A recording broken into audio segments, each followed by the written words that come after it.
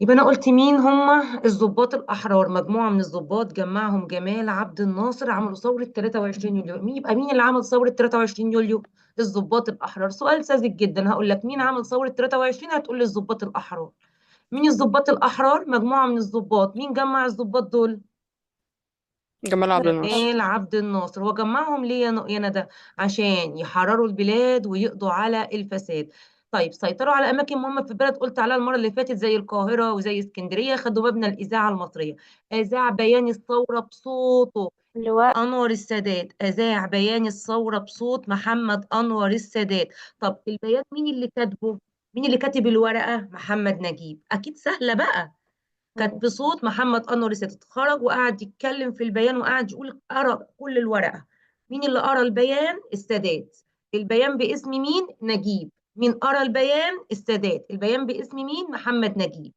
طيب طلبوا ايه؟ كان ليهم طلبين في البيان ده، بيطالبوا بحاجتين. اول حاجة بيقولوا يتنازل، تاني حاجة بيقولوا يغادر. يتنازل ويغادر، يتنازل ويغادر، يتنازل وايه ويغادر. يتنازل الملك فاروق عن الحكم، سيب يا ابني الحكم لابنه احمد فؤاد الثاني. يبقى الملك فاروق يسيب الحكم لابنه الصغير احمد فؤاد الثاني، ويسيب البلد قبل الساعة 6 الصبح يوم 26 يوليو. يبقى لو جه قال لك طلبنا طلبين في بيان الثورة، يبقى لما السادات أذاع بيان الثورة قال لنا يا جماعة نحن نطالب أن يتنازل ويغادر، يتنازل ويغادر. يتنازل الملك فاروق عن الحكم لابنه الصغير أحمد فؤاد الثاني، ويغادر البلد قبل يوم 26 يوليو الساعة 6 الصبح.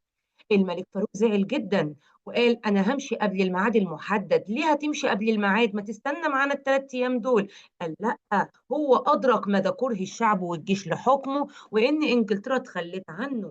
فلما اجي اقول لك لماذا غادر الملك فاروق البلاد قبل الموعد المحدد، لانه ادرك ايه؟ كره مين؟ كره مين؟ حد يرد عليا. كره الشعب. الشعب والجيش له. ومين اللي هتخلى عنه؟ انجلترا. انجلترا. حلو.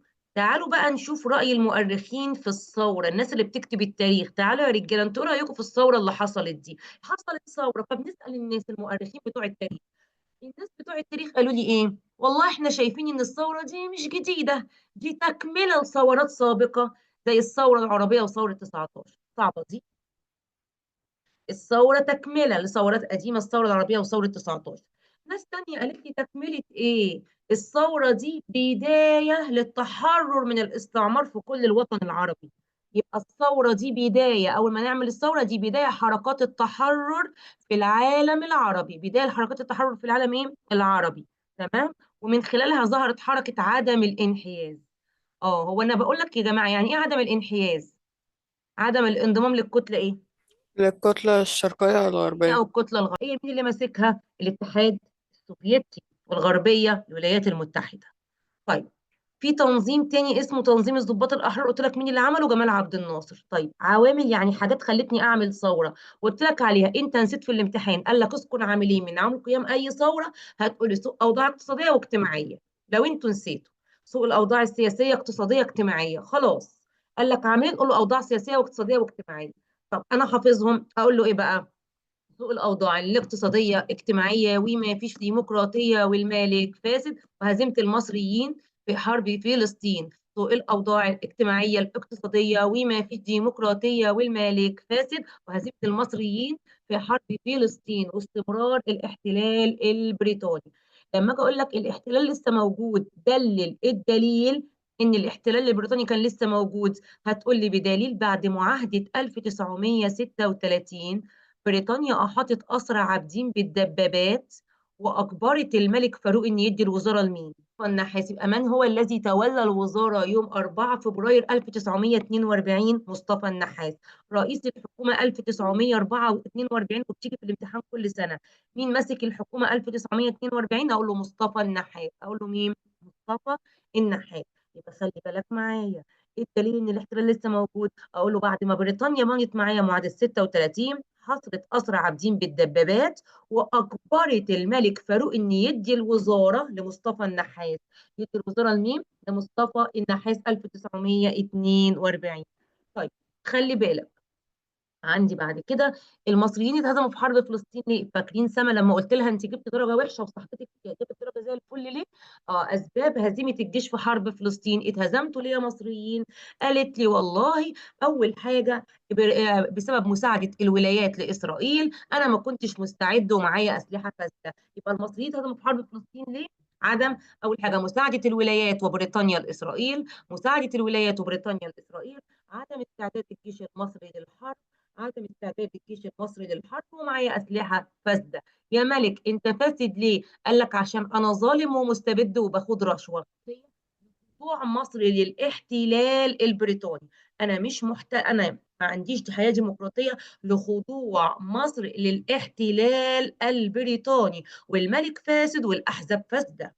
يبقى انا ليه ما عنديش حياه ديمقراطيه؟ لاني انا خاضع للاحتلال وملك فاسد والاحزاب فاسده، زي الحزب الوطني، حزب الوفد، حزب مش عارفه ايه. الاحزاب بتعمل لمصلحتها الشخصيه، اتنين فاسدين، الملك والاحزاب.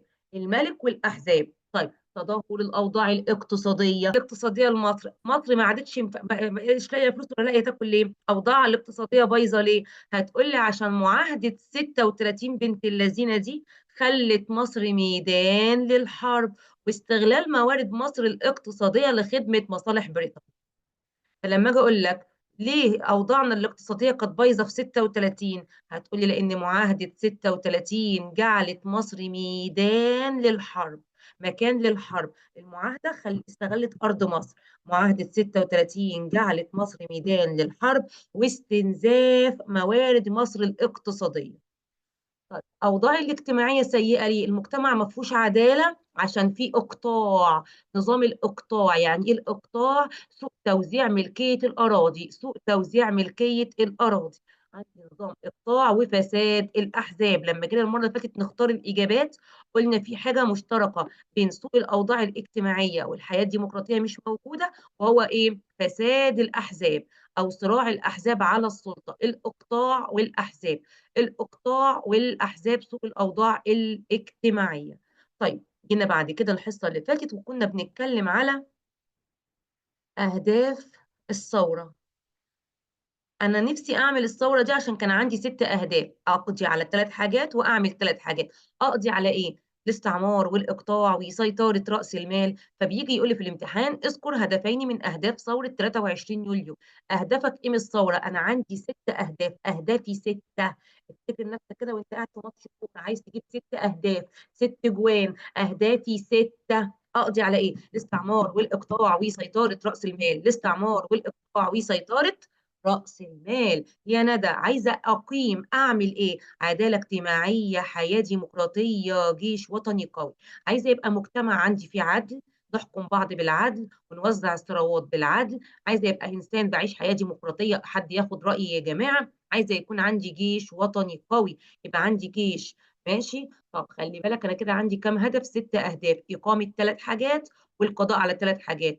إقامة 3 حاجات والقضاء على 3 حاجات. اقضي على ايه؟ الاستعمار والاقطاع وسيطره راس المال، الاستعمار والاقطاع وسيطره راس المال. اقامه ايه؟ عداله اجتماعيه، حياه ديمقراطيه، جيش وطني قوي. طيب احنا كان اهدافنا دي، طب هل يا ترى في اهداف من اهدافنا اتحققت؟ قال لي في حبه اهداف احنا لينا نتائج اتحققت. ايه النتائج اللي اتحققت؟ انجازات الثوره. بصوا بقى، أنا عندي إنجازات الثورة دي في المجال السياسي نظام الحكم، والمجال الاقتصادي، وعندي إنجازات اجتماعية، وعندي إنجازات على المجال العربي والدولي. عندي كم نوع من الإنجازات؟ عندي 4. يبقى إنجازات سياسية، وعندي إنجازات اقتصادية زراعة وصناعة وتجارة، وإنجازات اجتماعية، وإنجاز في المجال العربي والدولي. يعني الثورة غيرت إيه في حياتي مع العرب وبين الدول. تعالوا نشوف إنجازات الثورة الأولانية دول، ال4 حاجات هنتكلم عليهم دلوقتي. المجال السياسي، بصوا بقى أنا هعمل إيه. أنا بصوا أول ما أكتب كده 1952، أنا هبدأ أول حاجة أقول لك التواريخ، والتواريخ دي تبقى عارفها للمعرفة، وبرضه ممكن ندوس عليها شوية. بصوا معايا التواريخ دي في المجال السياسي عشان ما تنساهاش. اول ما اقول لك المجال السياسي انجاز الثوره يعني نتيجه الثوره على السياسه، يعني بصوا بقى، احنا عملنا الثوره وطلعنا بنتائج سياسيه بعد ما خلصنا ثورتنا واحتفلنا، ومحمد انور السادات القى بيان الثوره، ومحمد نجيب سيطر على كل الجيش. تعالوا نتعرف بقى بعد ما الثوره خلصت اثرت عليا ازاي في امور الحكم. كلمه السياسه يعني نظام الحكم بتاع البلد، حصل فينا ايه؟ قال لك اول ما اسمع مجال سياسي رص التواريخ اللي هقول لك عليها دي: 1952، 1953، 1954، 1956. يبقى أول ما أسمع السياسة أقول له أربع تواريخ: 52، 53، 54، 56. قلت التواريخ ورا بعضها ما عدا 55: 52، 53، 54، 56. في 52 ايه اللي حصل؟ لغينا دستور 23. ايه ده؟ الدستور اللي انت كنت بتقوليه لنا الترم اللي فات، الامه مصدر السلطات ونهايه الحكم المطلق واحترام الحريات. ايوه. اه، لغينا الدستور ده لانه فيه سلطات كتيره للملك، واحنا خلاص ما عادش عندنا نظام ملكي. انا خلاص يا جماعه مش الملك فاروق ساب الحكم، خلاص، فنلغي بقى الدستور اللي هو كان موجود. نلغي ايه؟ نلغي القوانين اللي كانت موجوده. يبقى اول حاجه عملناها في النظام 1952 لغينا دستور 23. الدستور اللي كان بيقول لك امك مطلق دي ماشي، الغاء دستور 23 اللي كان فيه بيقول لك امه مطلق، لكنه كان بيزود سلطات الملك. يبقى لما اجي اقول لك اول حاجه في السياسه ايه يا سما؟ الغاء دستور كام؟ 23 يبقى اللي هو بس. الأمم مصدر السلطات ده هنقوله له في الامتحان ولا دي لا زيادة؟ مش هتقوله له، ده انا بفكرك بيه. تمام. في 52 هنقول له الغاء دستور 23، في 2 لغينا 23، في 52 لغينا 23. طب في 53 عندي عملين. بصوا بقى: الغاء الملكيه، اعلان الجمهوريه، حل الاحزاب. ايه ده؟ الغاء تاني. انا قلت لك احنا بنلغي الدستور لان ما عادش عندي ملك ليه سلطات. فلازم كمان في 53 بعدها بسنه الغاء الملكيه، اعلان الجمهوريه. اول رئيس للجمهوريه كان اللواء محمد نجيب. مين هو اول رئيس للجمهوريه يا حلوين؟ محمد نجيب، اللي هو اذاع بيان الثوره؟ لا، اللي هو كتب البيان، اللي هو كتب بيان الثوره. مين؟ محمد نجيب اللي كتب البيان. ماشي. تعالوا بقى نشوف 1953 ايه اللي حصل. قلنا ايه؟ الغاء الملكيه واعلان الجمهوريه. الغاء الملكيه واعلان الجمهوريه وحل الاحزاب السياسيه، يعني فركشنا الاحزاب. فركشنا ايه؟ الاحزاب، ما عادش ليها لازمه. طيب، في 54 عملنا ايه؟ مضينا ورقه. بصوا هنا عملنا حاجه واحده في 52، في 53 هنعمل حاجتين. في 54 عملنا حاجه، في 56 عملنا حاجتين، واقول لك عليهم دلوقتي. حاجه حاجتين، حاجه حاجتين. في 53 قلنا الغاء الملكيه واعلان الجمهوريه، حل الاحزاب. في 54 مضينا اتفاقيه الجلاء، يعني احنا واسرائيل، قصدي احنا وبريطانيا، عملنا ورقه مضينا عليها اسمها اتفاقيه الجلاء. يعني ايه اتفاقيه الجلاء؟ ان بريطانيا تخرج من مصر خلاص، وديناها فرصه عشان تخرج 20 شهر، يعني حوالي سنتين. كم شهر عشان تخرج من مصر؟ 20 شهر عشان تخرج من مصر. يبقى اتفاقيه تم توقيعها بين مصر وبريطانيا. اقول له اتفاقيه الجلاء. كلمه جلاء معناها ايه؟ رحيل قوات الاحتلال عن البلد المحتله. ففي 54 خلاص عملنا ايه؟ قلنا لهم يا بريطانيا احنا بقينا دلوقتي دوله عندنا ايه؟ نظام جمهوري. احنا هنلغي بقى، تخرجي بقى انت ما عادش ليكي لازمه. بريطانيا انت لازم تخرجي من مصر، قدامك فرصة 20 شهر تكوني خرجتي. توقيع اتفاقية الجلاء يعني الرحيل. مصر وبريطانيا وقعوا مع بعض اتفاقية اسمها الجلاء، يعني بريطانيا تخرج خلاص من مصر. هناخد فرصة قد ايه عشان نلم عزلنا؟ خدوا 20 شهر. طيب، في 56 حصل ايه؟ رحيل قوات الاحتلال. الحمد لله غاروا في 60 داهية، وبنحتفل في اليوم ده بعيد الجلاء. عيد الجلاء. يبقى رحيل قوات الاحتلال. وفي حاجة تانية هنا اسمها تأميم شركة قناة السويس في نفس التاريخ. تأميم شركة قناة السويس، يعني ايه تأميمها؟ أصبحت شركة قناة السويس في إيد مصريين. تأميم شركة قناة السويس تحت إدارة مصرية. المصريين هم اللي هيلموا فلوسها بقى، بقت بتاعتنا احنا. ده طبعا تعتبر كارثة بالنسبة لمين؟ للاحتلال. يبقى خلي بالك معايا في المجال السياسي، انا لما اجي اذاكرها بكتبها في ورقه فاضيه. اجيب ورقه كده واكتب انجازات الثوره في المجال السياسي، واكتب انزل اول حاجه بالتواريخ: 52، 53، 54، 56. وخلي بالك عشان هتسمعوها. في 52 الغاء دستور 23. الغاء دستور 23. في 53 إلغاء الملكية إعلان الجمهورية حل الأحزاب. إلغاء الملكية إعلان الجمهورية حل الأحزاب. في 54 توقيع اتفاقية. توقيع اتفاقية. توقيع اتفاقية. يبقى ارجع لي تاني. 53 إلغاء الملكية إعلان الجمهورية حل الأحزاب. في 54 اتفاقية الجلاء. اتفاقية الجلاء. مصر عملت اتفاقية الجلاء مع بريطانيا. خلاص اتفقنا ان انت تدخلي في داهية قدامك 20 شهر تتم مع ذلك. في 56 في 56 في 56 رحيل تأميم. 56 رحيل تأميم. رحيل تأميم. رحيل تأميم. رحيل قوات الاحتلال عن البلد المحتلة. خلاص كده آخر جندي مشي. كنا مدينهم فرصة 20 شهر، خلاص هم مشيوا. امال 54 ده ايه؟ ماضينا بس على ورقة. يعني عملنا اتفاقية. 56 كانوا خلاص كلهم مشيوا. 56 يعني سنتين عدوا. بصوا 54 55 56 اللي هم ال 20 شهر هم. رحيل قوات الاحتلال وتأميم شركة قناة السويس. طب انا هخبي المجال السياسي ومحدش يبص في ورق. الصناعة. قال لك عملنا ايه في الصناعه؟ بصوا انا عايزه اصنع، هفتح مصانع. ايه مصانع مره واحده؟ الثوره خلتني اعمل ايه في الصناعه؟ عملت مصانع حديد وصلبي في حلوان، والاسمده في اسوان. حوحه. حديد وصلبي في حلوان، والاسمده بالسين تبقى اسوان. هنعمل مصانع.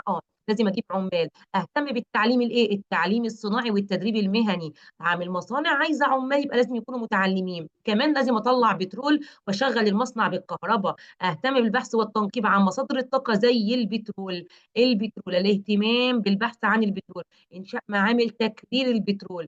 اعمل معمل تكرير البترول اللي انا بطلع بقى البترول وافصله. كلمه تكرير البترول يعني فصل البترول عن الايه؟ عن مشتقاته، اللي هو اطلع منه البنزين والسولار والمازوت والغاز. اطلع منه اكتر من مشتق يعني عشان استخدمه.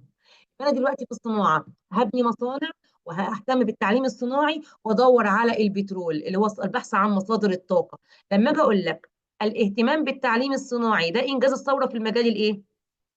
الاقتصادي. عملت مصانع الحديد والصلب في المجال الايه؟ الاقتصادي. اقتصادي. ادور على البترول اقتصادي اللي هو في مجال الصناعه. يبقى في الصناعه عملت ايه؟ اهتميت بالايه؟ بالمصانع. عمل مصانع ايه؟ حديد وصلب في حلوان، والاسمده في اسوان، والتعليم الصناعي والبحث عن البترول. حديد وصلب في حلوان، والاسمده في اسوان، والتعليم الصناعي والبحث عن البترول. الحياه الاقتصاديه. في التجاره عملت ايه؟ هنفتح اسواق في الخارج. يعني ايه؟ انا عايزه ابيع منتجاتي بس ما تبيعش في مصر بس يا معلم. تبيع ما في مصر وتبيع بره مصر. تبيع في الخارج، تسوق بضاعتك في الخارج. يبقى فاتحه اسواق في الخارج. اروح افتح مثلا سوق في اي بلد عربيه. افتح في الخليج، افتح في السعوديه، افتح في الامارات، افتح في اي مكان عشان ابيع منتجات مصريه. يبقى فاتحه اسواق خارجيه وتمصير البنوك والشركات وبتاعه التامين والاستيراد والتصدير. يعني ايه؟ اني افتح اسواق ابيع فيها المنتجات. افتح اسواق خارجيه واخلي كل البنوك تبقى بنوك مصريه. طب لو البنك ده اجنبي، اطلع منه الاجانب يا تمشوا يا تاخدوا فلوس قليله وتمشوا. يعني ان انا اشتري البنوك بقى من الاجانب، يا اما اخدها منهم اجباري. اعمل لها تمصير. يعني ايه تمصير؟ تحويلها من ايد الاجانب لايد المصريين. يبقى اللي بيمسكها الجنود اللي هم المصريين، الشعب المصري. تمصيرها يعني حولها من ايد الاجنبي لايد المصري. تمصير الشركات والبنوك. تمصير الشركات والبنوك. ففي التجاره عملت حاجتين: اسواق خارجيه وتمصير الشركات والبنوك. اسواق خارجيه وتمصير الشركات والبنوك. طيب انا هسالكوا سؤال. لما استصلح الاراضي ده انجاز الثوره في المجال الايه؟ اقتصادي. الاقتصادي اللي هو الزراعه. ماشي. لما انا بقول لك دلوقتي ببني السد العالي، انجاز الدوله في المجال الايه؟ اقتصادي. الزراعة. الاقتصادي. ماشي. لما اجي اقول لك بفتح اسواق في الداخل والخارج، انجاز الثوره في المجال الايه؟ تجارة. الاقتصادي. ممكن لما سؤال؟ اجي اقول لك. نعم. هو أنا المفروض أقول يعني دي صناعة ولا تجارة ولا زراعة، ولا بقول ده اقتصادي ولا سياسي يعني هتقولي اقتصادي وجنبها تجاره. ماشي.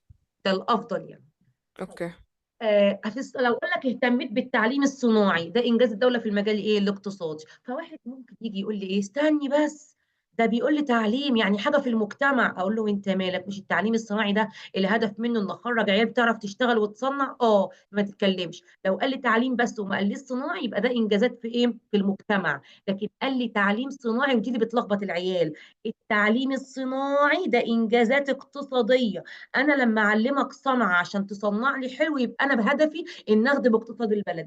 هدفي اخدم اقتصادي بس. تعليم صناعي مش تعليم عادي. بعلمه ازاي يشغل المكنه، ازاي يطحن الحبوب، ازاي يشتغل مثلا على العربيه، ازاي يصنع حاجه. ده اسمه تعليم صناعي. الغرض من التعليم الصناعي ان يهدم الهدف الاقتصادي بتاع البلد ويحقق ثروه اقتصاديه. يبقى خلي بالك كده انا بعمل ايه؟ بهتم بالتعليم الصناعي لهدف اقتصادي. يبقى لما اجي اقول لك احكي لي انجازات الثوره في المجال الاقتصادي، هتقول لي ايه؟ الزراعه والصناعه والتجاره يعني. الزراعه هقول له استصلاح وسد، استصلاح وسد، استصلاح وسد. طيب لما يجي يقول لي اللي هو ايه؟ استصلاح الاراضي وبناء السد العالي لحمايه الاراضي من الفيضان والجفاف ومصدر توليد الكهرباء. اما في الصناعه عملت ايه؟ مصانع حديد وصلب في حلوان والاسمده في اسوان، حديد وصلب في حلوان والاسمده في اسوان. والتعليم الصناعي والبحث عن البترول، والتعليم الصناعي والبحث عن البترول. في التجارة فتح أسواق خارجية وتمصير الشركات والبنوك. وأول ما أقول لك كلمة تمصير عمرك ما هتفكر إن ده مجال اقتصادي. خلي بالك، فتح أسواق وتمصير يعني إيه؟ تمصيرها هنحولها لإيد المصريين، دي حاجة بتخدم اقتصادنا، هنحولها لإيد المصريين، ده في المجال الاقتصادي. طب المجال اللي بعده هو المجال الاجتماعي. هتعمل إيه يا عم في المجتمع؟ قال لك هنعمل إيه بقى؟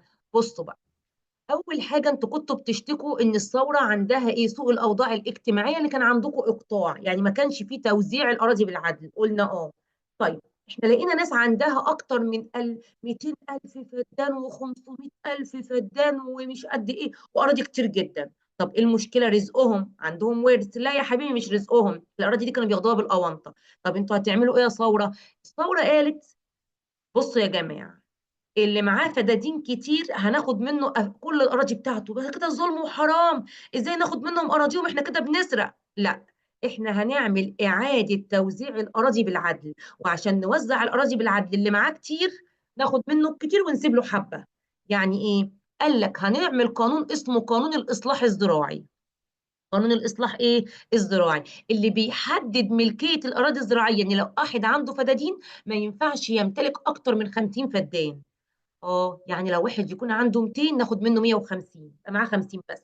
واحد عنده 300 فدان ناخد منه 250 يبقى معاه 50 بس. واحد عنده 400 ناخد منه 350 يبقى عنده 50 فدان بس. وبقيه الفدادين دي بنوديها فين؟ نوزعها على الغلابه بالمجان. تعالى فلاحين خدوا ايه؟ ارض ببلاش. الفلاحين بتوع اسوان يجروا، بتوع السودان وبتوع الاقصر وكل الدول تيجي تروح مصر يا جماعه بيوزعوا فدادين. فدادين وقعدوا يغنوا، كل واحد فلاح غلبان هياخد 5 فدادين هديه. وحتى نزلت اغنيه قعدوا يقولوا ايه؟ فدادين خمسه، 5 فدادين، فدادين خمسه، 5 فدادين، وقعدوا يغنوا. ايه الحلاوه دي؟ يعني كل واحد من الفلاحين ياخد 5 فدادين ببلاش. ايوه. هم كده عملوا ايه؟ اعادوا توزيع ملكيه الاراضي. يبقى هم كده قضوا على الاقطاع. يبقى اول انجاز للثوره حققته. انا بقول لك الثوره حققت لي اول انجاز. هتروح البت سما تقول لي اول انجاز ايه يا مس؟ ما انت لسه قايله اول انجاز سياسي 1952 الغاء دستور 23.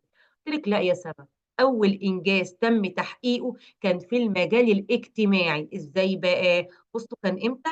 سبتمبر، شهر 9 1952. بعد الثوره بشهرين، الثوره في يوليو 1952. اول انجاز حققناه في سبتمبر. ولو ترجعي في المجال السياسي كان ايه؟ يا مس صح، ده كان في المجال السياسي كان ديسمبر، شهر 12 عملنا الغاء دستور 23. ايه ده؟ هو انا احفظ الشهور؟ لا سيادتك مش هتحفظ الشهور يا دكتوره انت، وهي مش بتحفظوا الشهور. امال بنعمل ايه؟ انا بعرفك ان احنا الانجاز الاجتماعي سبق الانجاز السياسي. الاجتماعي الاول وبعدين السياسي. في الاجتماعي اول حاجه عملناها في الثوره كان كان اصدار قانون الاصلاح الزراعي. يبقى لما اجي اقول لك في الامتحان كانت للثوره انجازات، وكان اول انجازاتها هو الانجاز الاجتماعي، هسالكوا سؤال. دلوقتي الشعب ساير وفاير وعامل ثوره ومش طايق نفسه، هيكون الشعب الغلبان اللي مش لاقي ياكل ده مهتم ان نلغي دستور او اشيل ملكيه؟ لا، الشعب عايز ياكل يا ريس. يبقى هنعمل ايه؟ اول حاجه لازم نصلح له وضعه الاجتماعي. يا فلاحين نعم، احنا هنلغي ايه؟ ملكيه؟ لا ولا تهمنا في حاجه.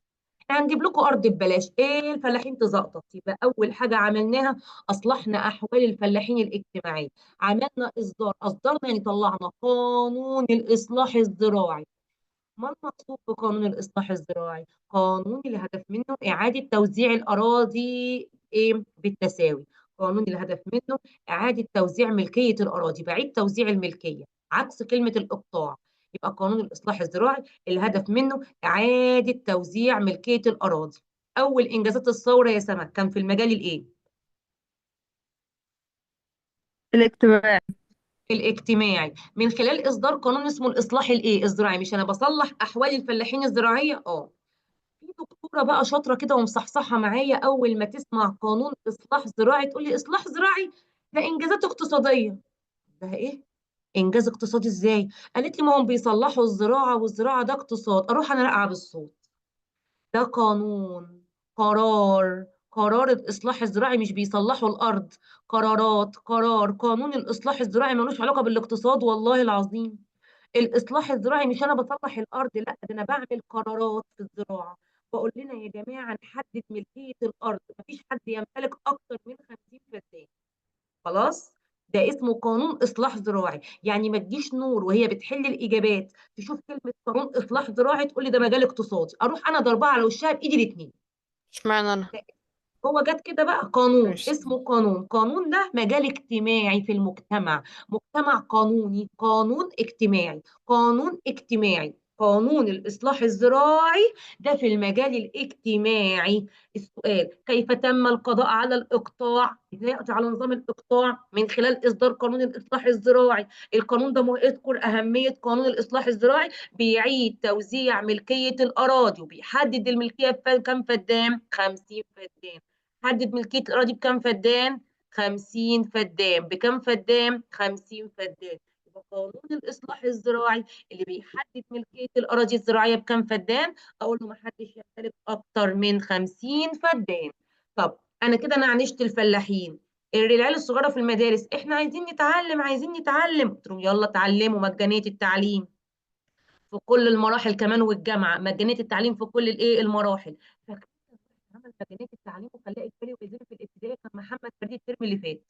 محمد فريد خلى التعليم الزامي في الابتدائيه، اما الثوره خلت التعليم مجاني في جميع المراحل حتى الجامعه بالبلاش. طيب ايه نعمل ايه تاني؟ بصوا بقى، هنعمل كمان العيال هي تروح مراحل المدرسه هنعمل لهم وحده صحيه، اللي هي الوحده الصحيه بتاعه التطعيمات وكده. والجمعيه الزراعيه تدي للفلاحين بقى بذور والات وكده. نعمل وحده صحيه وجمعيات زراعيه. طيب عايزين كمان يا جماعة نعمل ايه؟ قال لك هنعمل قانون التأمينات والمعاشات. يعني اللي يطلع اللي يكبر في السن ياخد معاش. يعني انا خلصت مثلا شغلي وبقيت عندي 60 سنة، هل لما اخلص بقى والشغل مش عاوزني اترمي في الشارع؟ لا.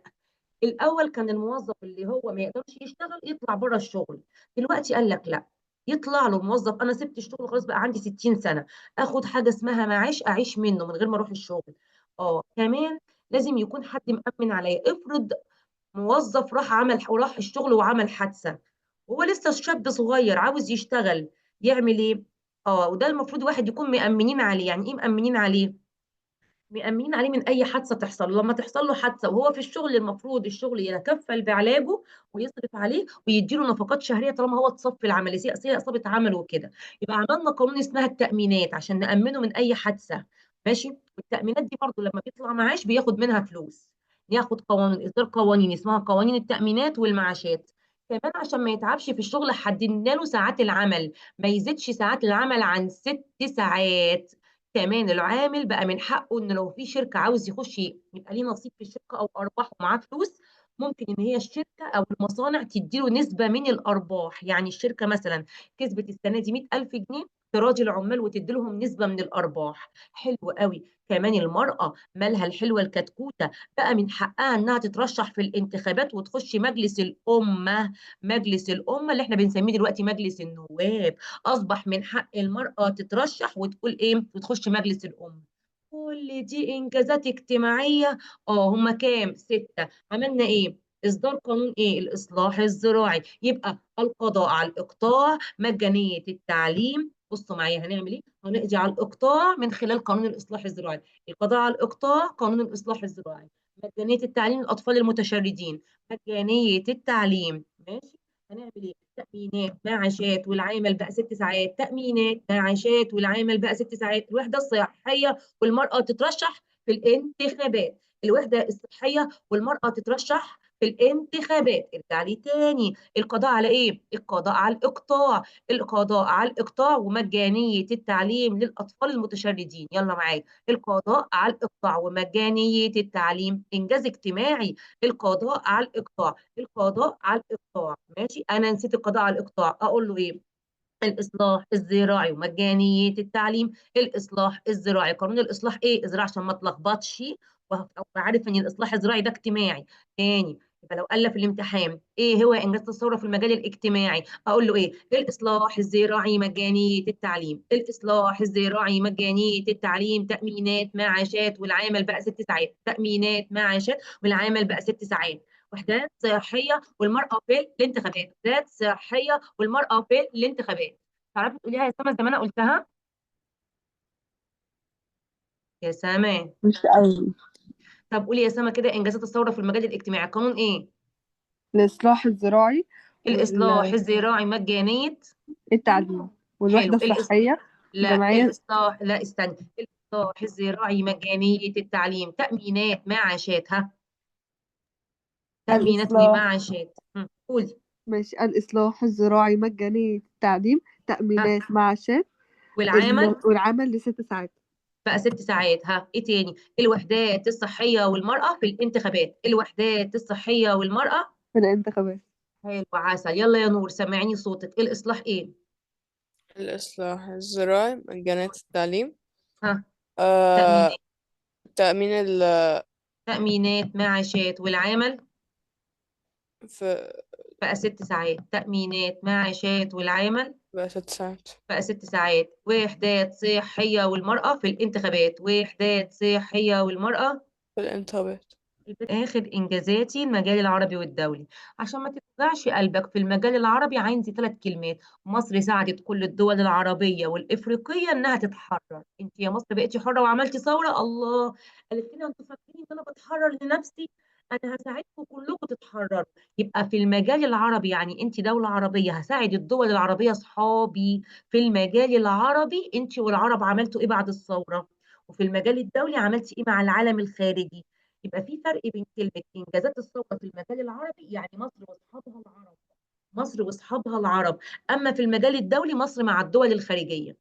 إنجازاتنا في المجال العربي: مصر ساعدت أصحابنا العرب والدول الإفريقية إنها تتحرر.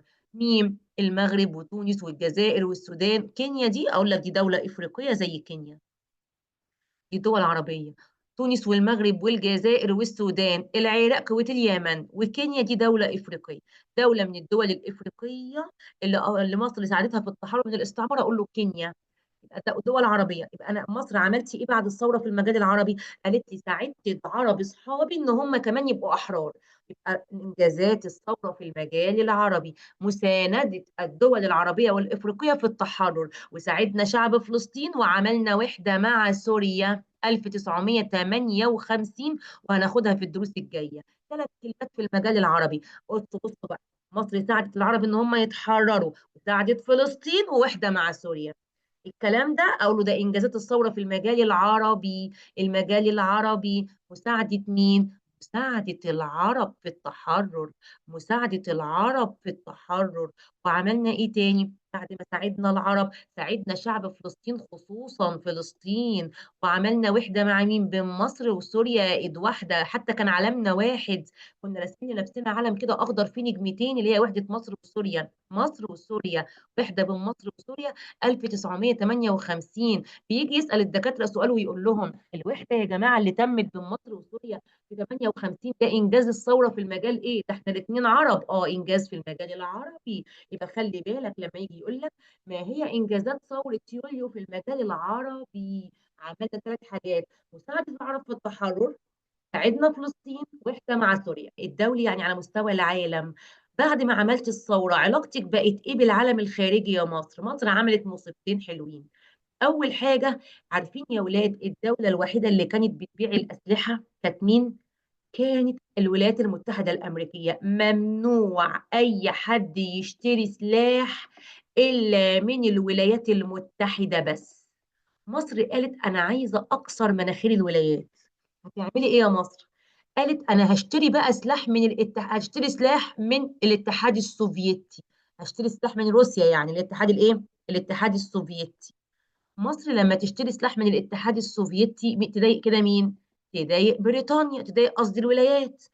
فتقوم الدول كمان تقلد مصر وتقول احنا كمان نشتري من الاتحاد السوفيتي. اشمعنى الولايات تحتكر السوق؟ كانت كل الدول بتشتري أسلحة من الولايات. مصر غيرت القاعدة، كسرت احتكار العالمي للسلاح. اشمعنى انت يا أمريكا محتكرة السلاح؟ مصر كسرت القاعدة واشترت الأسلحة الشرقية من الاتحاد السوفيتي. حلوة اللعبة دي صح؟ خلي بالك، مصر كانت متضايقة إن أمريكا مسيطرة على العالم وأمريكا هي اللي بتبيع السلاح. مصر عشان عملت ثورة وبقت حست بقوتها، قالت والله لا اكسر مناخيرك يا ولايات، اشمعنى انت معاكي كل الأسلحة. بصي مثال بسيط جدا، البت سما وابوها لموا السكر كله اللي في السوق، وقالوا ما حدش هيشتري سكر غير من عند ابو سما، والمنطقة كلها ما بتشتريش سكر غير من عند ابو سما، لدرجة ان مصر كلها ما بتشتريش سكر الا من عند ابو سما. خلاص. فجأة كده واحد طلع من الشارع وقال انا بقى مش هشتري من عند ابو سما، انا هشتري من عند ابو علاء. فالناس بدأت تستغرب ايه الواد ده، ازاي فكر يتجرأ على ابو سما؟ ده ابو سما لو عرف كده ده هينفخه، ممكن يموته. الراجل اللي اتجرأ كده وقال انا هشتري اسلحه، هشتري سكر من عند ابو علاء، بدات الناس تقلده. كده كسر مناخير مين؟ سما وابو سما. بدات الناس تقول لك ايه، اشمعنى ابو سما اللي يبقى عنده السكر، ابو علاء كمان ينافس. فعلا كمان ابو علاء بقى ينافس ابو سما في السكر، هما الاثنين بقى عندهم سكر وبقت الكفه موزونه. فهمت؟ متحده بس هي اللي بتبيع سلاح ومحتكره السلاح هو بس عندها. وتقوم مصر بقى الاموره الكتكوته تشتري سلاح من الولايات من الاتحاد السوفيتي اللي هي الجبهه الشرقيه. كده بتكسر احتكار امريكا للسلاح. ماشي، طبعا حركه جدعه اللي هي كسرت مناخيرها. يبقى مصر عملت إيه في المجال الدولي؟ كسر الاحتكار العالمي للسلاح. امتى كسرته؟ لما مصر خدت الاسلحه الشرقيه من الاتحاد الايه؟ السوفيتي. صعبه دي لا. يا ندى. مصر لا. عملت ايه في المجال العالمي او المجال الدولي؟ كسر احتكار السلاح واخذ اسلحه من الاتحاد الايه؟ السوفيتي. طب نسيت كلمه الاتحاد السوفيتي، اقول له كسرت احتكار السلاح واخذ اسلحه من الكتله الشرقيه. خلاص. يبقى مصر كسرت احتكار السلاح العالمي واخذت الاسلحه من الكتله الشرقيه او الاتحاد السوفيتي. تاني حاجه مصر قلنا لها بصي يا مصر يا حلوه، انت هتبقي مع الولايات ولا مع الاتحاد؟ قالت لا يا حلوه انت وهي، انا مش هنضم لا لدي ولا لدي، انا هعمل حركه جديده اسمها عدم الانحياز. عدم الانحياز؟ انت مجنونه، دي العالم كتلتين، يا اما كتله شرقيه يا اما كتله غربيه، لازم تنضم لاي فريق، الاهلي ولا الزمالك. قالت لي ولا مع دول ولا مع دول، لو رحت للشرقيه هيخلوني اخش معاهم حروب، لو رحت للغربيه هيخلوني اخش معاهم حروب، انا على الحياد، لا معاكي ولا معاها، لا معاكي ولا معاها. بدأت الدول تقلدها. مين اللي قلدها؟ مصر عملت حركة عدم الانحياز مع مين؟ الهند، يوغوسلافيا واندونيسيا. الهند ويوغوسلافيا واندونيسيا. يبقى مصر عملت حركة عدم الانحياز. مين يخش معايا عدم الانحياز؟ احنا مش هننضم لحد، احنا بني ادمين، ولا هنروح للشرق ولا هنروح للغرب. مصر عملت حركة عدم الانحياز مع مين؟ مع الهند، يوغوسلافيا، اندونيسيا. الهند ويوغوسلافيا واندونيسيا. الهند ويوغوسلافيا واندونيسيا. طيب في مؤتمر مهم بيجي في الامتحان كتير اسمه مؤتمر باندوينج. مؤتمر باندوينج ده اللي هو اتعقد في اندونيسيا، اللي هو اللي عملنا فيه عدم الانحياز. مصر عملت صفقة عدم الانحياز مع اندونيسيا في مؤتمر باندوينج. مؤتمر باندوينج 1955، التاريخ اللي ما كناش لاقيينه في النص.